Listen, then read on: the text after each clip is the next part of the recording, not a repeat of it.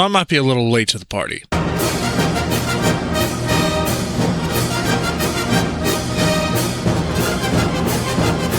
So, War Thunder is in the middle of another controversy. Made me shocked. Somewhere right now, a War Thunder player is typing on Reddit his 14-page manifesto about how his latest issue is proof that Gaijin hates player base, hates fun, hates puppies, and how BVVD personally pushed his grandma down the stairs. Meanwhile, Gaijin responding the same way they always do, by staring directly at the problem and pretending they can't see it. Honestly, it's kind of par for the course. And I know what you're thinking. Who the fuck is this guy? Look, man, I don't do this YouTube thing very often.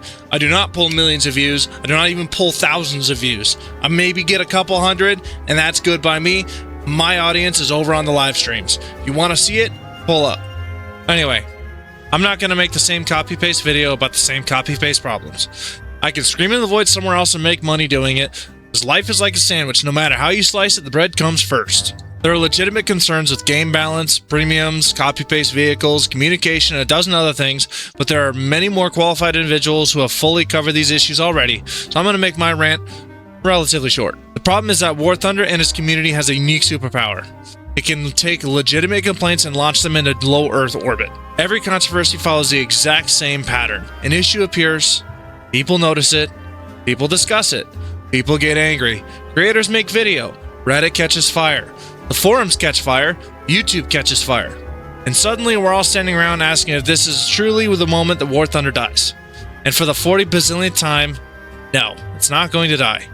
Half the people declaring the game dead are already pre-ordering whatever the fuck Gaijin comes up with this week. It's like watching someone swear off cigarettes and actively light another cigarette. The relationship between War Thunder and the players is toxic. Gaijin keeps selling snake oil, and the community keeps on buying it. Then everyone Pikachu faces when they discover the bottle contains exactly what was written on the label. Copy and paste. And don't get me wrong, Gaijin deserves criticism. I'll get to that. But it feels like the company only responds to feedback after the building's on fire. Not every issue is the apocalypse. Not every update is the worst update ever.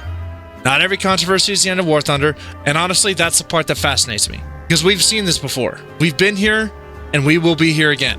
Now that I've established that, let's talk about Gaijin. Because contrary to their belief, not everything comes from a basement-dwelling Redditor with 17 anime body pillows and a tit in their bank account ready for Gaijin to milk. Take the copy-paste vehicle problem. Remember when we were getting a new vehicle that was exciting? Remember when it was in the tech tree and not behind a paywall? Remember when nations had identities? Remember when seeing a vehicle in another tech tree wasn't considered a seasonal event? Now every update feels like Gaijin walked in the office carrying a photocopier and a bottle of vodka. And at this point, half the tech trees are starting to feel like an Alabama family reunion, and boy, doesn't Cousin look great? Don't get me wrong, I'm all about nodding to the different parts of the community.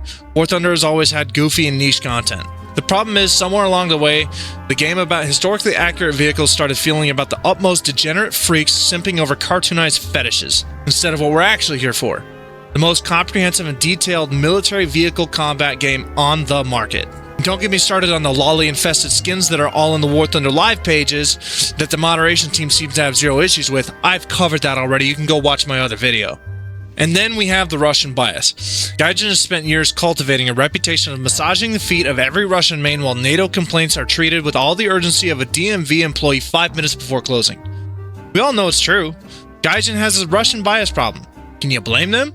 The only reason they don't operate in Russia is because of the sanctions. The devs are assumptively 30 to 40-somethings that grew up in the former Soviet Union, where they knew nothing but what the state told them. That the mighty Russian bear could single-handedly take the world like I did in World War II. Ignore all those losses, comrade. That's how you get Russian mains running every single game above 10.7. Which brings me to my favorite issue, game modes, or rather, game mode, singular, because somehow we've spent over a decade playing variations of drive forward, shoot tank, capture point, die, spawn aircraft, get bombed, return to hangar, repeat. And that's not for lack of the community giving good ideas. Dynamic campaigns, persistent battlefield, improved PvE, historical operations, better objectives, naval reworks, meaningful logistics, and every year Gaijin responds with, hey, you guys want another copy-paste premium? It's $60. It's $70, it's $80. It's actually kind of impressive.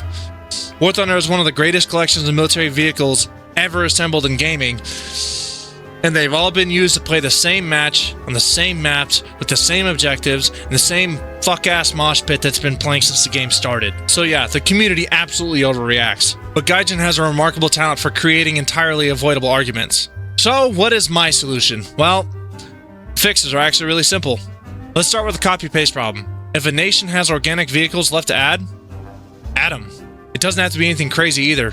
World War II and Cold War is where most of the players sit anyway. Stop adding top-tier slop.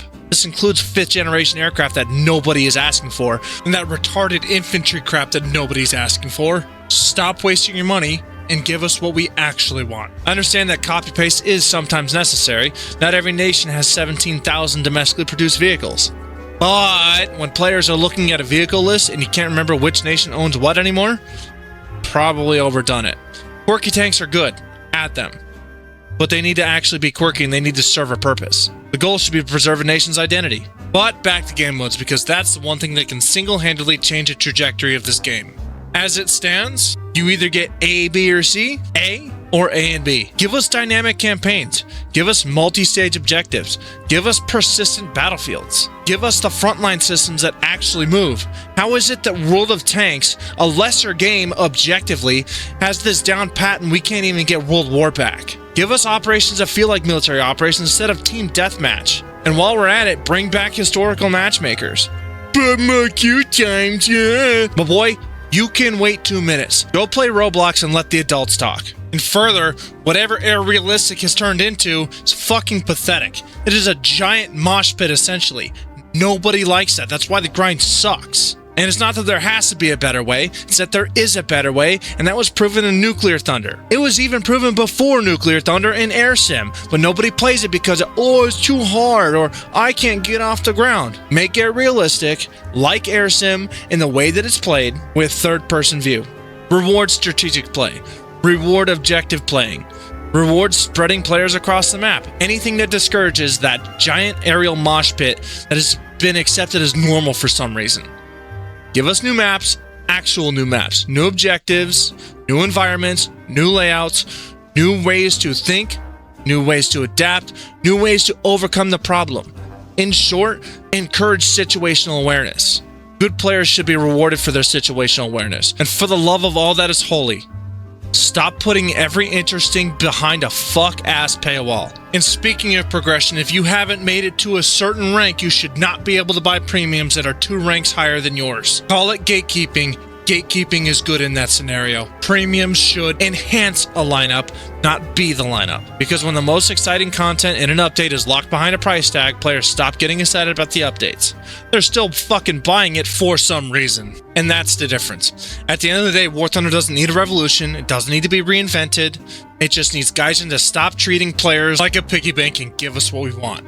Community already told them what the problems are. Multiple people have in the last week. They've been doing it for years. That's why we're constantly fucking here. Now the question is whether or not the snail is listening. They aren't, which is why you need to start voting with your wallets. Anyway, that's my shtick. If you made it this far, come to my stream. This scripting bullshit is not my gig, and we say fuck it, we're doing it live. Catch you there.